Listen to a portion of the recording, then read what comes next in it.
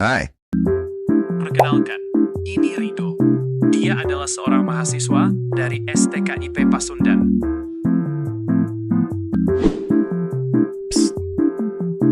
Rido, say hi dulu dong ke teman-teman yang lagi nonton.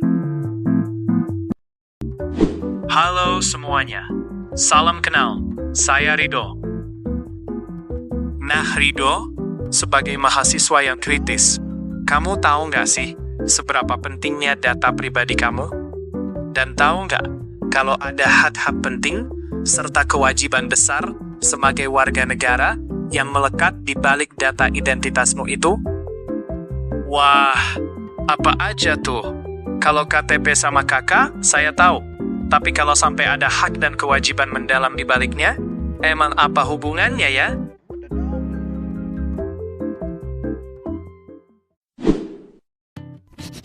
Sini aku jelasin. Data pribadi dalam administrasi kependudukan atau Adminduk itu bukan cuma sekedar barisan angka biasa. Itu adalah identitas unikmu. Ada data umum seperti nama dan alamat, hingga data spesifik yang sangat sensitif seperti NIK, sidik jari, hingga tanda tangan digitalmu. Di balik data itu, kamu punya hak warga negara yang sakral. Berdasarkan pasal 28G UUD 1945 dan Undang-Undang Pelindungan Data Pribadi UU PDP, kamu berhak atas rasa aman dan privasi, agar datamu tidak disalahgunakan. Di sisi lain, pemerintah memikul kewajiban untuk menyediakan sistem yang aman, menjaga kerahasiaan, dan memastikan data kependudukan kita tidak bocor. Tapi ingat, ini adalah hubungan timbal balik. Kita sebagai warga negara juga punya kewajiban. Wajib tertib melapor jika ada perubahan data, dan wajib menjaga kerahasiaan dokumen dari ancaman seperti penipuan online atau pinjol ilegal. Kenapa ini penting? Karena tertib data adalah fondasi utama agar negara bisa menyalurkan hak-hakmu secara tepat, mulai dari layanan kesehatan, bantuan sosial, hingga pendidikan. Nah, teorinya sudah paham nih. Agar kita bisa lebih memahami kondisi di masyarakat, mari ikuti Rido menonton kelompok 7 menginterview salah seorang Pak RT di Kampung Leweng Gede yang berlokasi di Cimahi Selatan, agar kita bisa melihat seberapa lengkapkah pemerintah setempat sudah dapat mendata rakyatnya dengan baik, dan seberapa besarkah kesadaran masyarakat di sana terhadap kepentingan data pribadi mereka, bersama Hikmat Rizky Mutakian dan kawan-kawannya. Assalamualaikum warahmatullahi wabarakatuh. Saya Hikmat Rizky Mutakin dari kelompok 7. Hari ini akan menginterview Pak RT dengan siapa, Pak?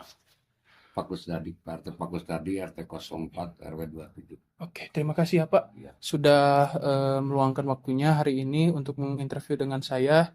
Hari ini saya ingin bertanya tentang kelengkapan data warga yang ada di RT RW di sini ya Pak. Ya, yang ingin saya tanyakan itu dulu. Nah, untuk gambaran umum di total warga di sini itu yang memiliki kakak itu ada berapa, dan total jiwanya itu ada berapa orang ya Pak? Assalamualaikum warahmatullahi wabarakatuh.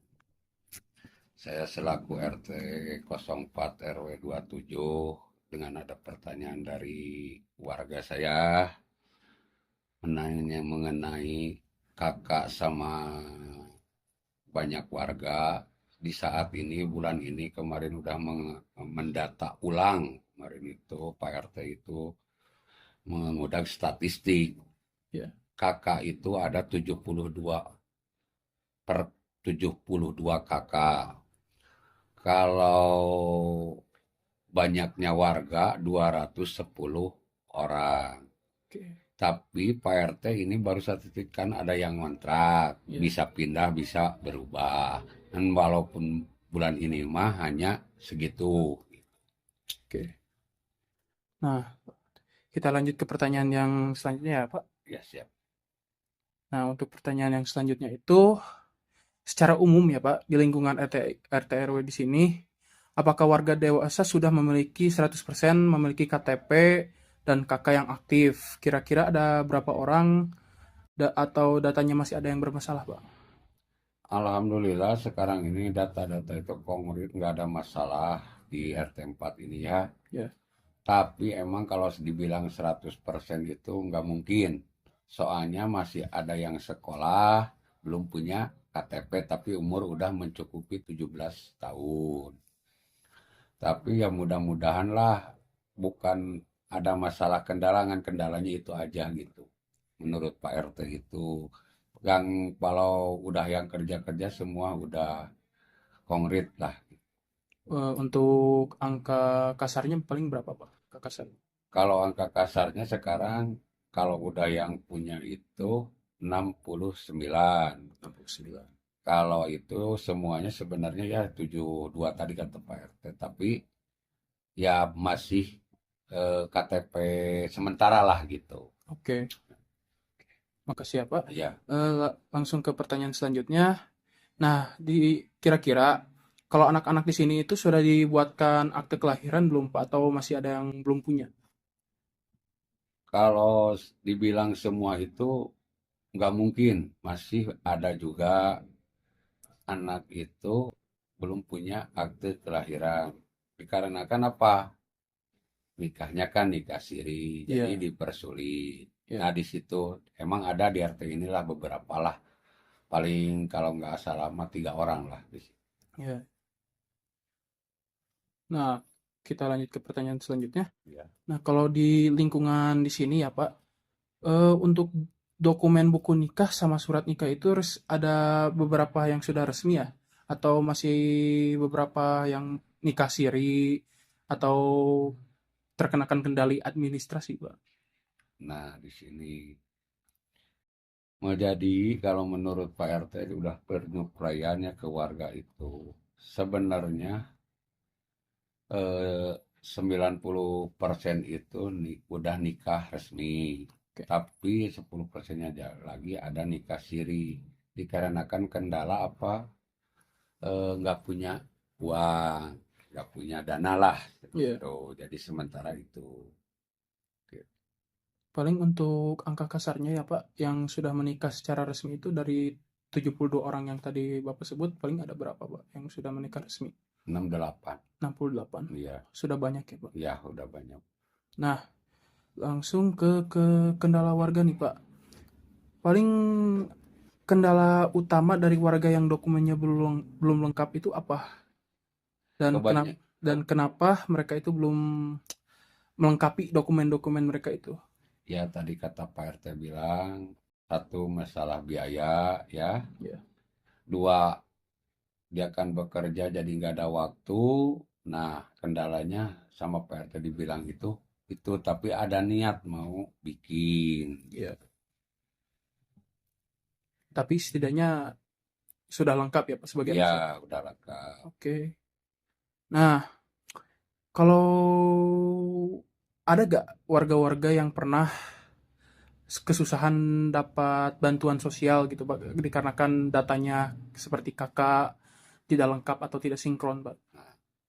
Kalau masa yang dimaksud ini kan bansos ya, mengenai bansos kan bantuan sosial. Ya, Di semua RT juga pasti nggak merata masalah bantuan itu, karena sekarang pemerintah itu mengecek desil. ya, Mau kaya, mau miskin, yang penting kalau yang dapat bansos itu dari desil 1 sampai 4.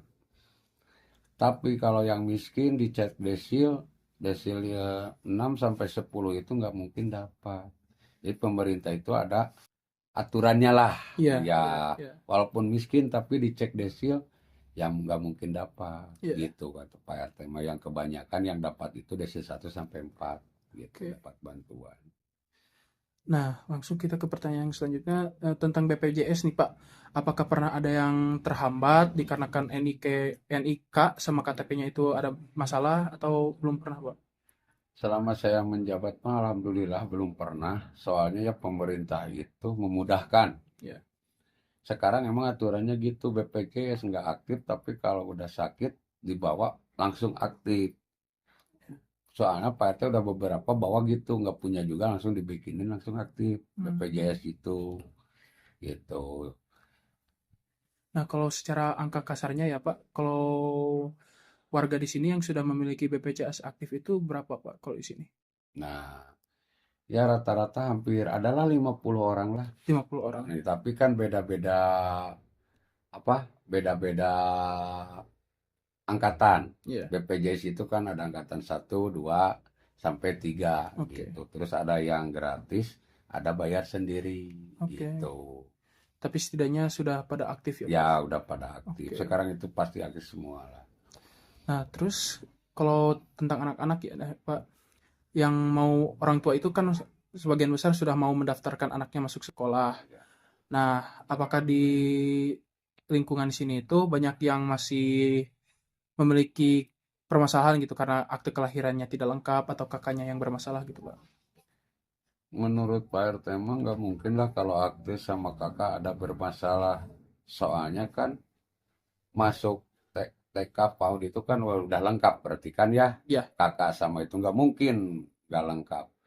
Tapi yang menurut Pak RT itu kebanyakan sekarang banyak aturan, nggak kayak dulu yang sepertinya sekolah negeri ya tergantung NEM. Kalau sekarang itu kan ada zona, ada prestasi dan sebagainya lah gitu ya. Jadi Iya. Pak RT juga udah pusing gitu, kasihannya teh orang pinter tapi nggak kena ku zona, nggak kena ku prestasi, malah kalah ku sama domisili, terus ku SKTM. Nah di situ Ya. gitu masalahnya, nggak mungkin lah ada di kakak sama KTP gitu. Oke. Oke, siap Pak. Kita ke pertanyaan selanjutnya. Nah, kalau di era digital ini ya Pak kan banyak tentang pinjol kayak gitu ya Pak. Ya, Nah, apakah warga di sini itu pernah melaporkan ke Pak RT tentang data yang dicuri gitu Pak buat pinjol gitu Pak? alhamdulillah saat ini belum ada ya, mudah-mudahan lah nggak ada ya. Ya.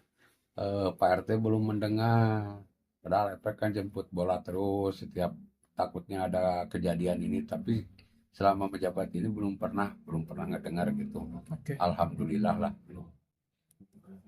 Berarti warga di sini itu sudah sadar tentang kepentingan data-data penting itu gitu ya Pak. Jadi mereka itu gak ngirimin foto KTP atau KK secara sembarangan di WA ya Pak. Iya betul. Udah pada sadar. Jangankan mengirim KTP gitu.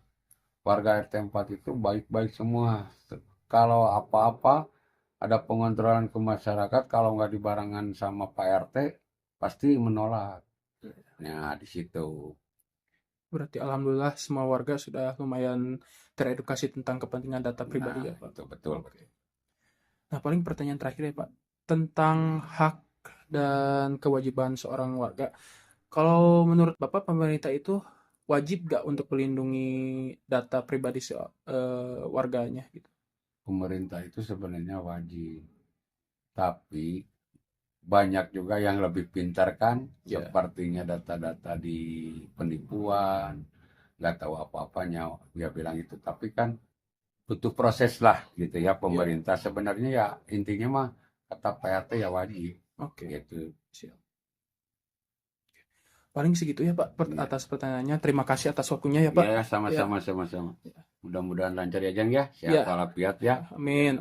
Terima kasih ya Pak atas waktunya. Terima kasih atas perhatiannya dari teman-teman. Dan terima kasih sudah menonton video edukasi tentang data pentingnya ke data pribadi di desa Pak. Pak RT. Ya, desa apa ini namanya Pak? Leuweung Gede. Leuweung Gede. Oke. Sekali lagi terima kasih ya Pak. Dan saya dari kelompok 7 Hikmat Rizky Mutakin mengundurkan diri. Assalamualaikum warahmatullahi wabarakatuh. Bagaimana Ridho? Setelah melihat langsung hasil interview kelompok 7 dengan Pak RT tadi, apa kesimpulan yang bisa kamu ambil? Ternyata dari wawancara tadi kita bisa tahu kalau sebagian besar warga di desa ini sebenarnya sudah cukup tertib dan terpenuhi dalam pengumpulan data kependudukan mereka. Betul, Ridho. Hasil lapangan ini membuktikan bahwa kesadaran hukum dan pemahaman masyarakat terkait administrasi serta keamanan data pribadi sudah berjalan dengan baik di tingkat lokal. Terima kasih sudah mengikuti video proyek kewarganegaraan kami. Sampai jumpa.